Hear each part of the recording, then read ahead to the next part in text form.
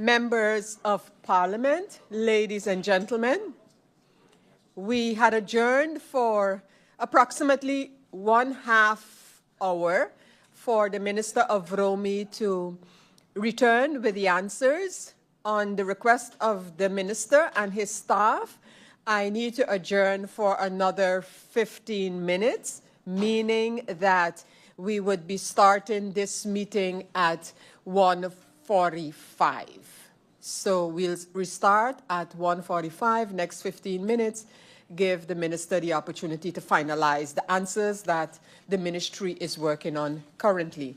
Meeting adjourned until 1:45.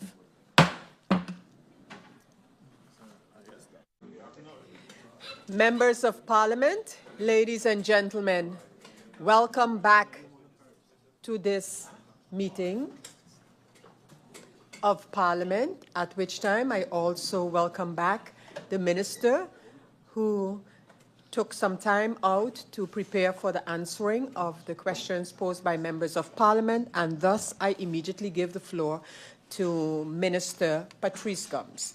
Minister Gomes, you have the floor.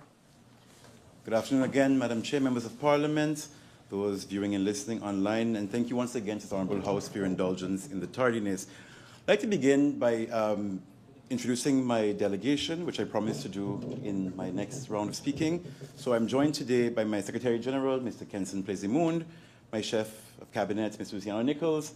I'm also joined then to my far right by the head of the Policy Department, commonly referred to as VRUM, Ms. Raisa Narain. To my far left, the acting head of Domain Affairs, Francesca Smith, and then as well, my legal advisor, Mr. Timo Snyders. With that, Madam Chair, I'd like to also thank my team for their very hard work in answering these questions and as well as supporting me in this mandate. We begin with the questions of MP Artwell Arian. The question was, individuals with long lease land around the lagoon and the pond area, they have been filling in land. Can the government now charge people for the extra land that has been created? The ministry is aware of these situations. Unfortunately, this is not the right answer. Part of addressing this forms part of E7 backlog and management of domain affairs, one of the 3 other projects within this Lands Paquet country package. Currently, the ministry addresses this during active transfers or requests for extensions. This is then charged with a fine. How many cases do we know of the notary where people cannot execute a transfer because of the DDAM arrest? The new administration has not given off any long lease issuance. Any decrees that have been issued in the past will not be renewed, will not be given off. This will be invalidated by the DDAM. This has been made invalid with the DDAM arrest. Are there any updates regarding Vineyard Heights? As long as there's no new issuance policy, the parcels over the bank cannot be issued. When these parcels will be issued, this will be done in full accordance with the DDAM criteria, meaning that everybody will be able to apply any old decrees that have now been expired, will and cannot be renewed. Will the policy also have different specifications of different zones? The classifications of these fall under the country zoning, and of course, the land issuance policy must be in alignment with the zoning regulations. This was mentioned in slide 3 of my presentation. What is the minister's view on the country package specific to Romi? Does the minister see himself in the country packages, and does he see the value for St. Martin? Any initiative that aims to increase transparency, streamline processes, and improve overall governance has and will continue to have my support. And thus, I see a lot of value towards the country packages. What is the government doing to address notary refusals to sign deeds due to the lack of a transparent policy? There are no issues of notaries refusing to approve new land deeds, as we have not issued any. How will the government ensure the land allocation meets legal requirements to avoid issues with notaries? The allocation of land will need to comply with the regulations as stipulated on the land issuance policy, which of course takes DDAM into account. This must include, as mentioned in slide 4, transparency and strict conditions for exclusivity. Moving on to the questions of MP Christopher Waver. What happens if the tender fails for a third time? If the tender fails for a third time, then we will actively seek and approach. Minister Gums, if you just give me a moment to allow MP Otley to make an interruption. However, Minister Otley, I need to remind you that you have not signed in. No, you didn't. What happened is that you signed the speakers list. So we'll just give Minister Otley the Minister Otley. We'll give MP Otley the chance, which he did. And in fact, so MP Otley, although you have a signature on the speakers list, okay, so, but you may make an interruption, and which opportunity I give you now. Thank you, Madam Chair. Madam Chair, the question was asked about basically the notaries not signing due to a lack of a policy or incomplete policy. The minister replied and said that there's no issue because we have not issued any land. However, there will be an issue. So is the minister saying that his intention is not to issue any land? Because I'm sure that the minister is getting requests, because I am not the minister and I am getting requests. So I need to know, is there an issue? Not that there's not an issue now because we didn't request. Will the notary hinder the processing for new land requests? Thank you, Madam Chair. Thank you, MP Otley. And Minister, I now invite you to continue, at which time you can, if you can at this moment, address the concern as expressed during interruptions by MP Otley. Minister Gums. Yep.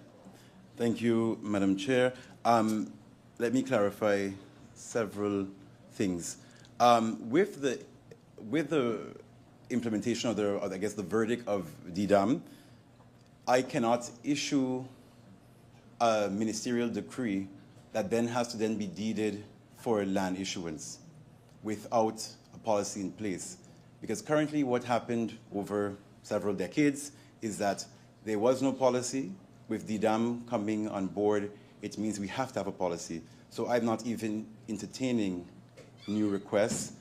If they are entertained, in general, let's put it as a general rule, DDAM does not allow for land to not be issued. It requires a sound justification. When a policy comes in place, a sound justification for why there's deviation. Because we don't have a current policy in place, everyone who is requesting land technically doesn't have a fair criteria to which I can issue any ministerial decree to give them the land. So as such, and as a general rule of thumb, no considerations are given to anyone who's requesting land. That's being made very public, and I think very important question, because I think it's something that a lot of people are still very much unclear of, and I began my presentation too by stating we focused a lot on the beginning in DDAM and what it means, simply because there are a lot of requests for land still coming, and if they don't meet certain criteria, which many of them don't, which is basically a fair, open way of requesting land, then they can't be issued. Minister Gums, I need to ask your indulgence as I allow MP Irian to make an interruption. MP Irian. Thank you, Madam Chair. Minister, previously, I believe in the budget debate also, you mentioned that there was an issuance regarding Maho, and you said it was a reissuance. But based on the legal framework, even a reissuance that doesn't have any building on it is still an issuance. And that's a discussion that we had with the notary once also. So I want to clarify, that's a question that we had, is when you're given out land, because that's one of the issues that notaries blocked other parcels already, saying that, hey, this person already had this land, they want to extend the land, and they couldn't either. So how was one allowed to and the other not? Thank you, MP Irian. Minister, I ask you to continue, and just like before, if you care to immediately respond to the matter raised by MP Irian. Minister Gums? Yep, indeed. Thank you, Madam Chair. And I think I clarified this both in Central Committee and in open budget debate reissuances are not considered issuances. I think we need to hopefully cement this discussion today so it doesn't come up again. I have reissued several long leases because it's legally allowed. The issue of DDAM is at the inception. It is the personal prerogative of a minister currently, at least in our system, to issue land. The fact that that personal prerogative has no clear, transparent procedure is why, among other reasons, DDAM has come up.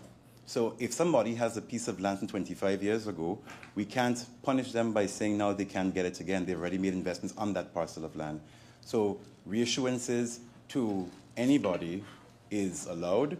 New issuances, for example, dear Minister Gums, I would like a parcel of land to build a home, is not possible. Dear Minister Gums, my parcel of land expires within a year. I want to renew. That is possible.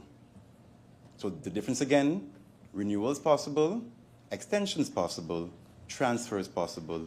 New issuances, meaning you don't have a piece of land, asking me for land, not possible. Okay.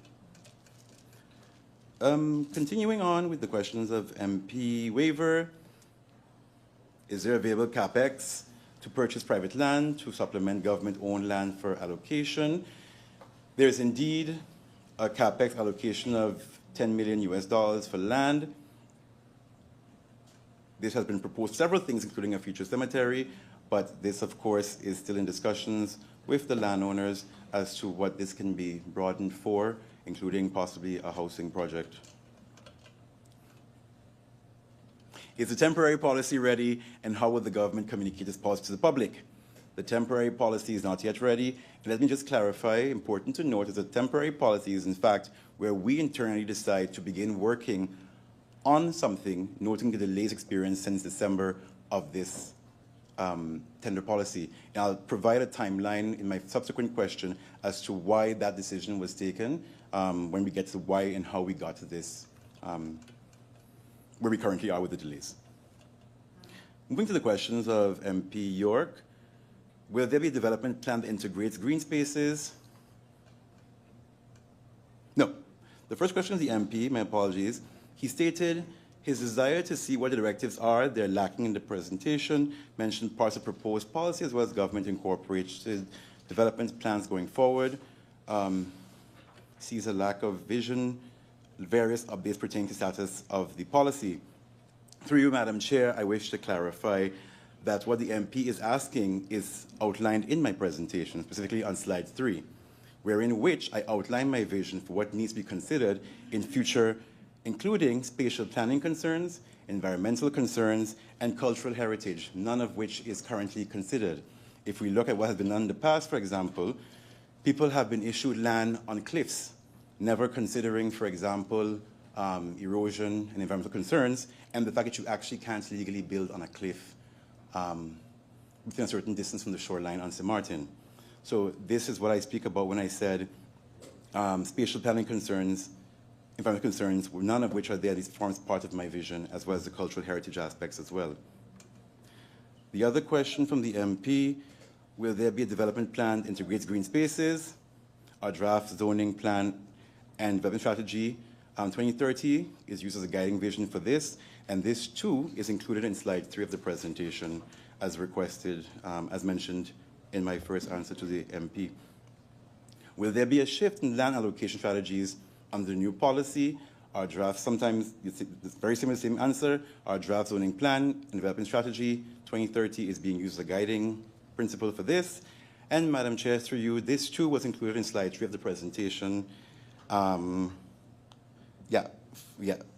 During my presentation, and why I also stated in my presentation, there is indeed an overlap between land issuance policy and zoning.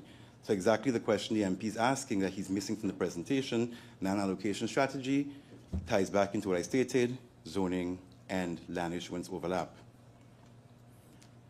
Will the minister be coming back to Parliament throughout the year to give updates on the progress, regular updates on this project, as necessary or as requested by Parliament, will, of course, and can be provided. Going to the questions of MP La Cruz. Can the government put a publication on how the population can request long lease in the short term? The request for a short-term publication on how to apply for long lease cannot be done.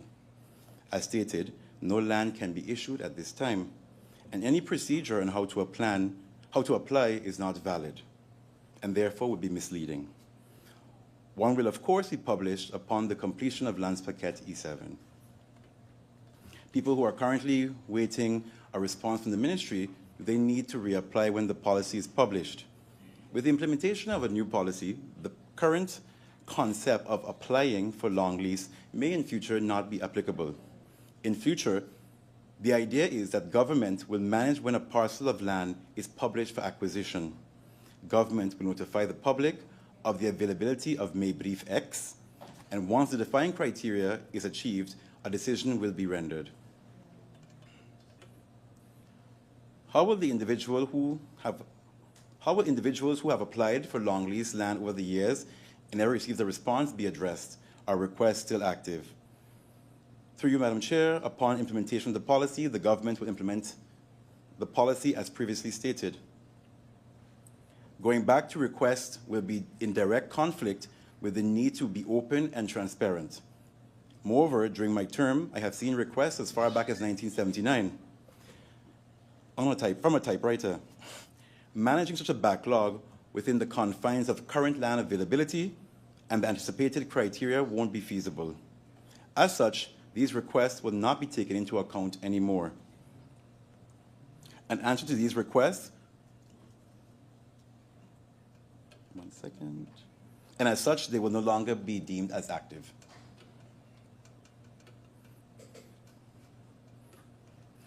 To the questions of MP Ludmila de Weaver, land policy is going to have an all-encompassing effect, covering all other ministries, including those that include monuments. Does this have the potential to be far-reaching? If this is the intention, then what are the current dialogues happening between the ministries? Certainly, this is the intention, to have an all-encompassing strategy. A key task of the project manager will be to facilitate consultations and workshops with key stakeholders, including government agencies, NGOs, local communities, business and environmental organizations. Currently, and ad interim, I am in very close consultation with the Minister of TEAT regarding such things as zoning and the development and improvement of Phillipsburg in particular. The question related to questions from MP Lewis.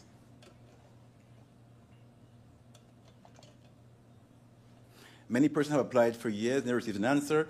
With the new criteria, can they get an answer? Very similarly, through you, Madam Chair, all old requests, unfortunately, will not and cannot legally be honored, and they would have to be not necessarily re-asked, but based on the new, the idea of what happens in the future. Once government publishes a piece of land that can be acquired, the person would have to apply for that piece of land, and then a criteria would have to be made, would have to match the criteria for the given piece of land as well.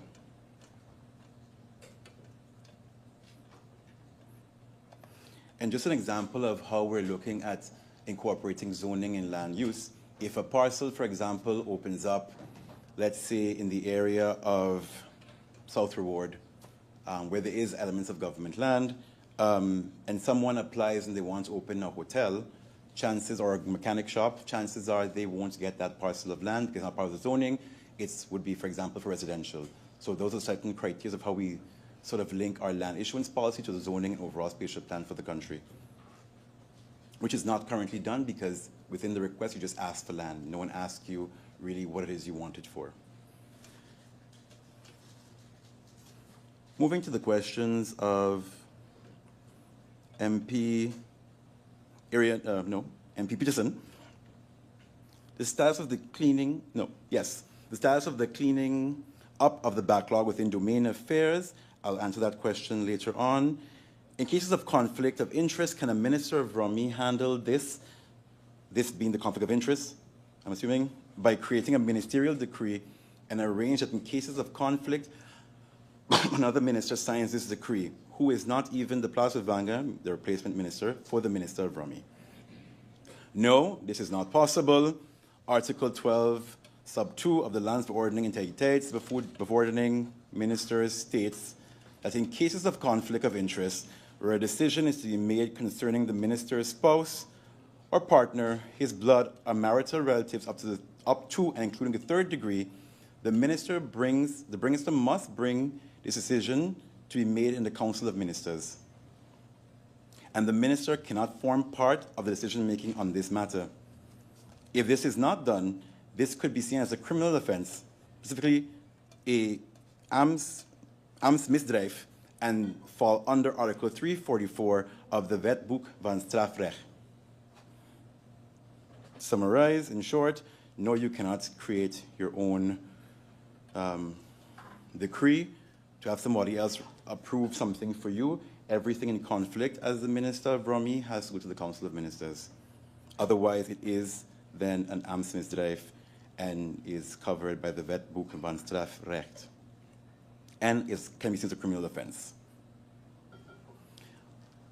Status of E7 for clearing up of domain affairs, now in the final stages of selecting a candidate. That is also part of the E7 project, one of the 3 projects within E7. The first one, of course, is, as stated, the cleanup. The second one is a spatial economic strategy. The terms of reference of closing date is also 22nd of February. And we foresee that we will have received enough bids to move forward in the selection phase. So again, E7 is not only about land issuance, it's backlog cleanup, and it's also a special economic strategy for St. Martin. So that includes, for example, considerations of how we again use land, tying into also zoning. This entire approach is very comprehensive and really moves away from the idea of, I want a piece of land, I get a piece of land. To the question of MP Veronica Janssen Webster.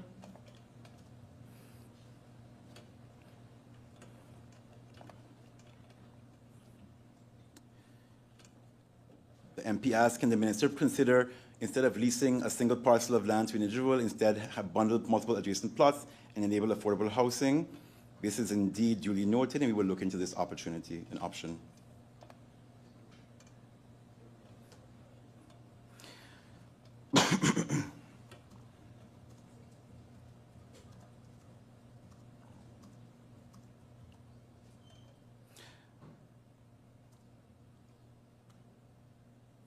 And then finally, I want to outline the timeline of E7, because I think it's very important to also realize that there are a number of statements made here today that give the impression that nothing has happened or needs that they expected more from this presentation. And I think with providing a timeline, we get the reality that within a very short period of time, quite a lot has been done between me taking office in June to actually push this project forward. So I begin. In Q4 of 2022, there was the approval of the roadmap for E7. Between Q1 and Q2 of 2023, the making of a plan of approach and defining the project took place. The plan of approach was then submitted to the various administrations levels, however, never signed and approved. It was then resubmitted to the new administration. So, beginning of 2023, we don't actually have a signed plan of approach. The plan of approach was signed by myself the very beginning of my term in June 2024. So, between June, beginning of 2023 to now, reminding everyone that the decision to abandon an actual interim policy on land issuance was taken in 2022, 2023, and the decision was taken actually to only focus on E7. So between 2022 and 2024, no initiative was taken to develop a land policy. The decision was taken to rely solely on whatever the consultant of E7 decided was going to be the policy, to which I only approved in June when I came in. In October 2024, there was an approval of the terms of reference for this consultant. And finally, in May 2024, we published the terms of reference, to which we are now experiencing a third delay, roughly 2 months after its publication. So, in the desire to have more of a presentation done, I query what was done between 2022 and 2024. The plan of action for a plan, as decided by a government to abandon any interim plan and rely on a consultant, was taken in 2022-2023. This time of course only approved in June, and we actually were only able to approve the terms of reference of this consultant in October. So that's why I stated, given the delay from the time of this meeting being called in 2022 to now, almost 2.5 years later, we have done internally a decision to start working to guide whoever the consultant may be with our own internal homework. So, looking at, for example, as I stated in my presentation, the Crown Land policies of BVI, the best practices in St. Kitts and St. Lucia. So I indeed, myself, at this 2.5-year gap, would have expected a bit more to be there, but the reality is that the decision was taken to abandon this and leave it until whoever came in to make that decision. So, with that comes the end of my questions and my responses, and I hope to clarify a lot of the things and a lot of the sort of sentiments of more needing to be done. And I also, thank my team as well for basically keeping this going in the background as much as possible as we go forward. So, through you, Madam Chair, it's the end. I look forward to the second round of questions. Thank you, Minister Gums, for the answers provided. And we now, of course, have the opportunity for clarifications. Is there any member who requires of the minister that clarification is given on anything stated or answered? We do have MP La Cruz who wish to make use of the